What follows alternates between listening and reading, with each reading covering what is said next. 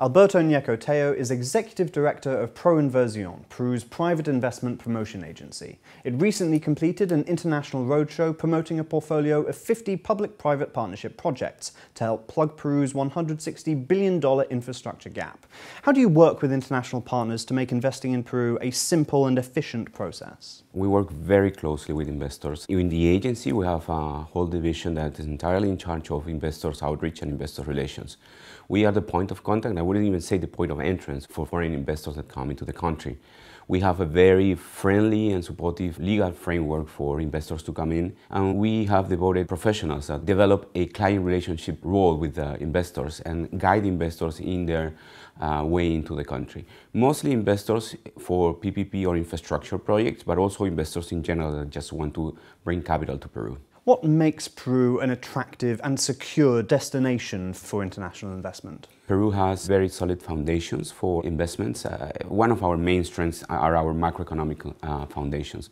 For the last 25 years, we have been able to keep high growth numbers at low inflation rates, which is hardly seen around the world. We have been blessed in that way. And that macroeconomic foundation is one of the best in Latin America, in the region, which should provide you with enough certainty regarding returns. And in terms of the legislation or the regulatory framework for this, it is very important to highlight that according to the Constitution of Peru, local and foreign investments must be treated equally. So there is no discriminatory treatment between the two. Also, there is no capital controls or regulation regarding inflow or outflow of capital. So it's a very friendly environment and it's a very open economy for foreign investors. What range of investment horizons are in your portfolio? And you mentioned returns. What kind of returns can investors expect? Well, since our portfolio are mostly PPP projects, our horizons are mostly in the range of 20 to 30-year contracts. And in terms of return, they're usually market returns. I could not really pin a number because it will depend on the industry and how regulated it is and the amount of competition, and financial models are kind of proprietary for each one of the bidders.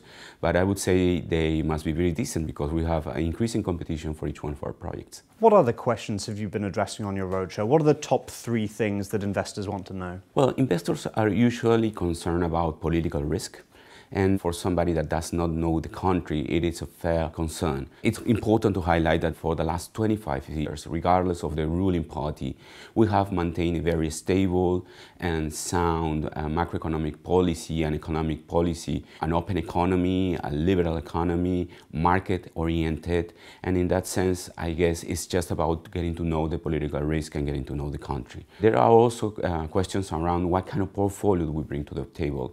And I think that's very interesting, because Peru has one of the longest and oldest PPP programs in Latin America and one of the broadest. I mean, we cover all sectors in the economy. We work in PPPs for transports, education, health, irrigation, and we even do mining concessions. So we have a very wide portfolio of investments to offer, and I guess that should also be very appealing for investment funds or investors looking for diversification in their portfolio.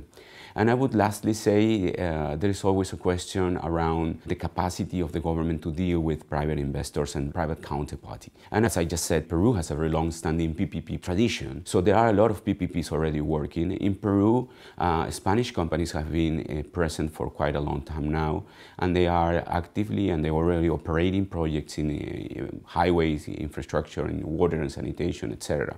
So although that's an ongoing concern, and I think the government and the agency were still working on continuously strengthening our capacity to deal with private counterparts, we have the experience and we have the work done, so we are pretty much prepared to offer a stable and hopefully fruitful relationship.